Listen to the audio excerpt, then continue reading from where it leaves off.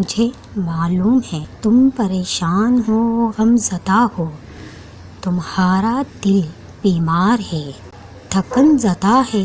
آزمائش کی شام طویل ہو چکی ہے کہ اب تم طویل سحر سے مایوس ہو چکے ہو۔ تم نے بہت دعائیں مانگی ہیں مگر حالات کی سختی تمہیں ان کی قبولیت سے بے نیاز بنا دیا ہے۔ تمہیں خود سے نفرت ہوتی ہے کیونکہ تم خود کو خدا سے اب جوڑ نہیں پاتے۔ تمہیں اپنے آپ پر غصہ آتا ہے کیونکہ تم دعائیں پہلے جیسی تڑپ و لگن سے نہیں مانگ پاتے۔ رد ہو جانے کا احساس اتنا شدید ہوتا ہے کہ دعا مانگنے کے جذبے پر غالب آ جاتا ہے۔ مجھے معلوم ہے کہ تم بے بسی محسوس کرتے ہو، لیکن میں بتاؤں اس میں کچھ برا نہیں۔ برا تب ہے جب یہ منفی جذبات دائمی ہو جائیں اور تم مثبت چیزوں سے یہ تھکن، یہ مایوسی، یہ نہ ختم ہونے والے سفر کی بیزاری، یہ سب تو تمہارے سفر میں عبور کیے گئے سنگ میلوں کی نشانیاں ہیں۔ یہ تو تمغے ہیں جو بتاتے ہیں کہ تم اتنا سفر اپنی تمام تر کم ہمتی کے باوجود بھی طے کر چکے ہو۔ یہ تو تمہاری جیت کی نشانیاں ہیں، مانا کہ زندگی نے اب تک تمہیں مشکلات سے ریس آزما کیا ہے۔ لیکن کیا انہی مشکلات نے تمہیں وہ انسان نہیں بنایا جو آج تم ہو؟ پہلے سے بڑھ کر باشعور، باہمت، حوصلہ مند اور دعاؤں پر یقین کرنے والا۔ ہاں، تمہیں اب بھی دعاؤں پر یقین ہے، چاہے تم اسے لاکھ جھٹلا لو۔ کیا آج بھی تم ان لوگوں سے دعاؤں کی درخواست نہیں کرتے جن کی دعاؤں کی قبولیت پہ تمہیں یقین ہے؟ پھر تم کیسے کہہ سکتے ہو کہ تم دعاؤں پر یقین کھو چکے ہو؟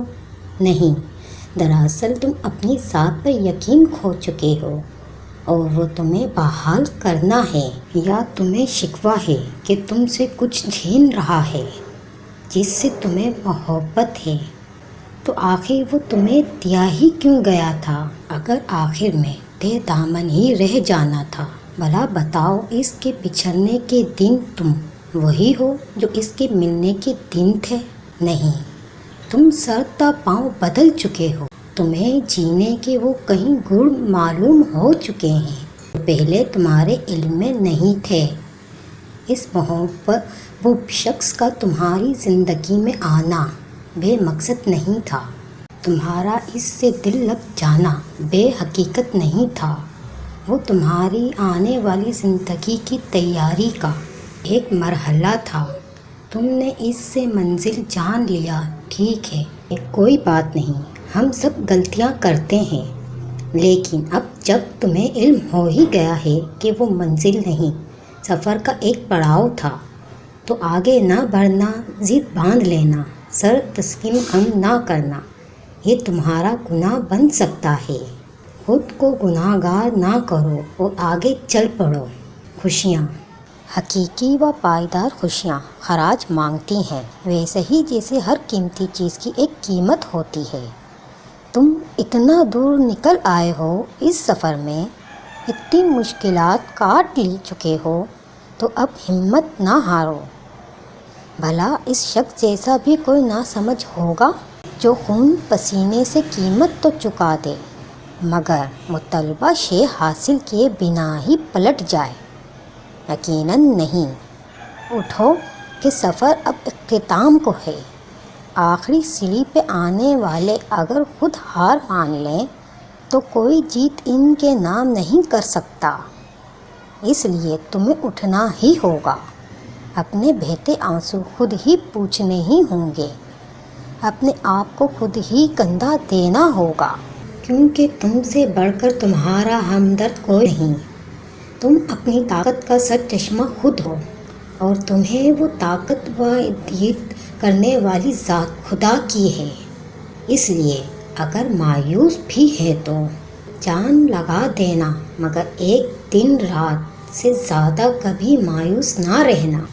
پھر دوبارہ عزم و یقین کی جدوجہد کر کے واپس خدا کے پاس لوٹ آنا کہ اے رب تو جہاں میرا تیرے سوا اور ہے ہی کون، تجھ سے منہ موڑ کر میں بھلا کس کے پاس پناہ تلاشوں گی، کون ہے جو مجھ سے میری تمام تر خامیوں کے باوجود بھی تیری طرح محبت کرے گا، تیرے سوا اور کس میں اتنا ظرف ہے کہ اس کی رحمت سے بار بار مایوس ہونے کے باوجود بھی جب کبھی میں اس کی طرف لوٹوں تو کبھی نہیں جتاتا اور ایک پکار پر لبیک کہہ کر مجھے سمیٹ لیتا ہے۔